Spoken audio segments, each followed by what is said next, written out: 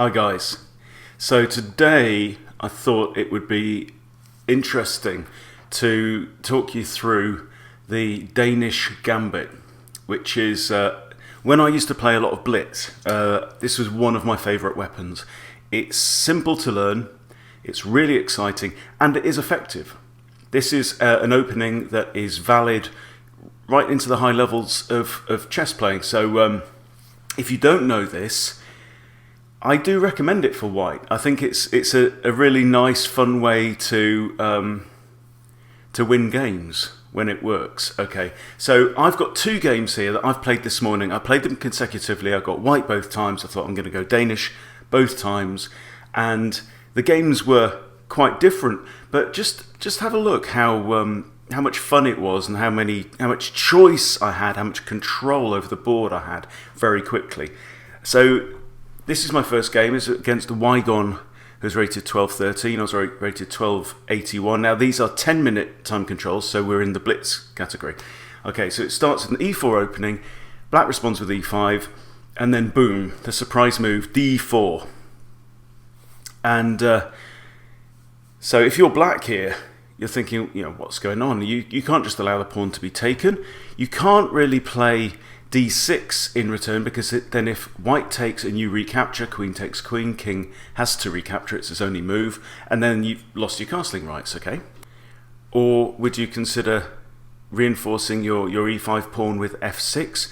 But if you do that, then that opens up this diagonal, maybe for the queen to come in and attack your king. So very often what you find happens is pawn takes, okay? Now it starts to get even more fun. Okay, now just look how quickly white's pieces get developed from this point, okay, and how far behind black is. Okay, so I've just given away a pawn, and now I'm going to give away another one. And black is now thinking, this guy's a fool. It's like a platform game. It's like Pac-Man. I'm just going to gobble up these pawns. So he goes ahead and gobbles up the pawn. The next move, you might imagine b takes c, or knight takes c3, but no. What you do now is lights go bishop, jumps into c4. Okay, now of course what this is doing is it's eyeing down on that square, and what you want to be thinking about is the queen coming to b3. Right, if the queen comes to b3, you've got ideas of bishop takes pawn, king has to move, bishop takes knight, why not? And then the queen can come in here, So it's a very, very dangerous position for black. Now, the ideal here is that black thinks, in for a penny, in for a pound, I'm just going to keep gobbling up the pawns. And in this game, that's what he did. Okay. Now what you do, bishop takes b2. Now just look at the control over the board that this pair of bishops has got. They're both on these diagonals, adjacent diagonals, so they are really dominating. And both of them eyeing down on the king's side of the board, on black's king.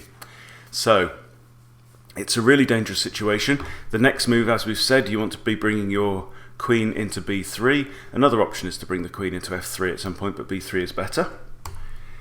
Black has to start thinking about defending f7. So this is not an uncommon move. Your bishop has moved, so you can't just snatch the knight away. I now brought my knight out. I'm delaying playing b3. One of the really important things in this opening, by the way, is that you do want to keep black so busy that he doesn't get to castle. Right? If black castles, then a lot of your advantage kind of goes away. Bishop comes out, so preparing to castle, but doesn't realise that he's left g7 vulnerable. This is what happens, you see, but why did this happen? It happened because I've got these two bishops over one corner of the board controlling an awful lot of diagonal space across the board, and because I am attacking or covering so many different squares on the board, it's very hard for black to, well, it's not very hard, but it's it's a challenge then for black to think about covering those squares. I'm literally, these bishops between them are controlling so much of the board. It's scary. Look at that. Okay, so black's thinking, oh no, you know, I better develop, bring my bishop out. I dive in, snatch the pawn. This is now leaving the f pawn isolated, so it hasn't got a neighbor to protect it. And I'm attacking the knight and the rook. Now this looks like quite a nasty situation. Black decides just to go gung-ho and desperate, dive in and take that, and that then gives him the opportunity to save his knight by coming in with check. I move my king out of the way. Black attacks the bishop with a rook. I decide that rather than retreat my bishop, which is a developed piece, and it's a good piece, why not leave it there?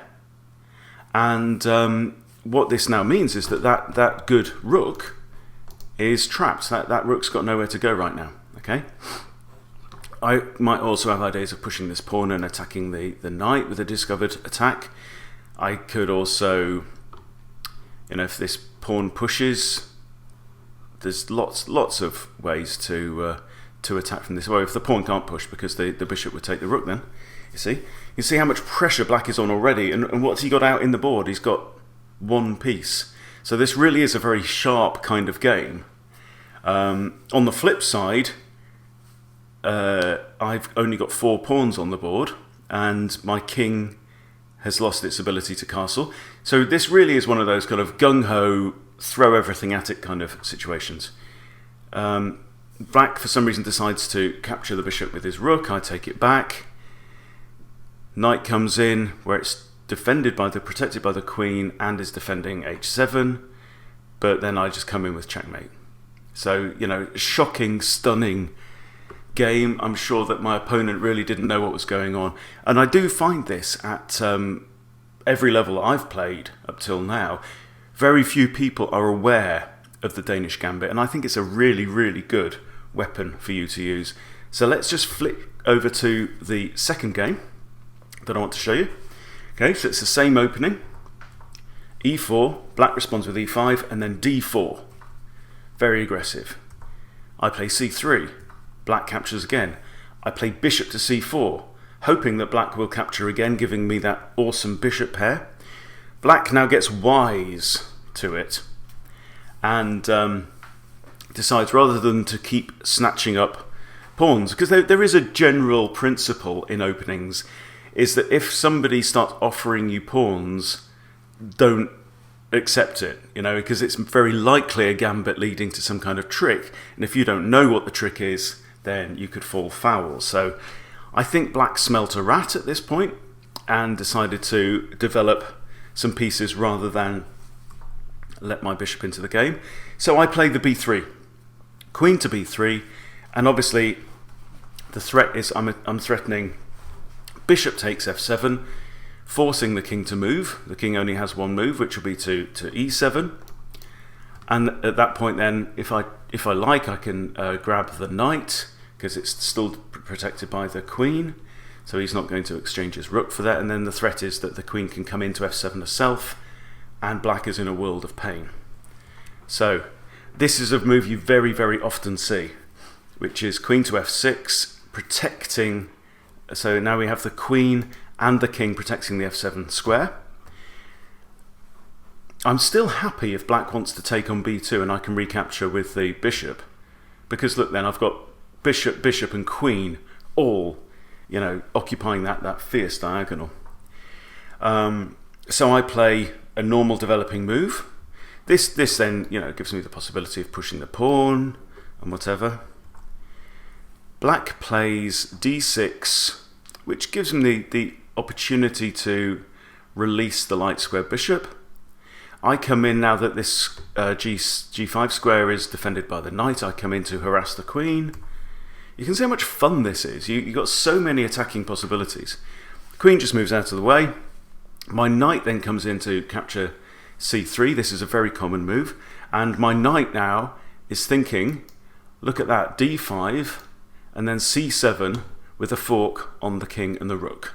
Yeah, it's a very, very typical attacking idea, and it's something that black has to do something about. Black decides to bring the light square bishop out to e6, maybe offering an exchange. But instead of that, I decide, well, look, my knight is safe there anyway. It's defended by a pawn and the bishop and the queen. I'm going to just plough on with my idea and try and get my knight in there to c7. So what I'm thinking at each move is, rather than just settling back or being safe or consolidating my position, this is an attacking opening. So, you know, why not just keep attacking? I want to cause problems for black with every move that I make. For some reason, black, this is players rated 1260, decides to move the rook. I come in with the knight. King has to move. I take the bishop. Pawn takes knight. And then I decide to castle. Interestingly, the material is actually equal at this point. I'm down a knight and 2 pawns. Black is down a bishop and 2 pawns. But look at the situation. Black has got his king and his queen off the back line, and I have completed development. You know, I've castled. I've got my 3 minor pieces are all out in the middle of the board. My queen's out, joining in with the fun. It's all good. And then really the game pretty much completes with these. So black decides to nudge my bishop. I move my bishop back. Then I move my rook over. I want my rooks now in the middle of the board, in the center, because there are pawns missing. The c-file, if you notice, is completely open. There's no pawns left on there. And the d-file is semi-open. Black only has 1 pawn.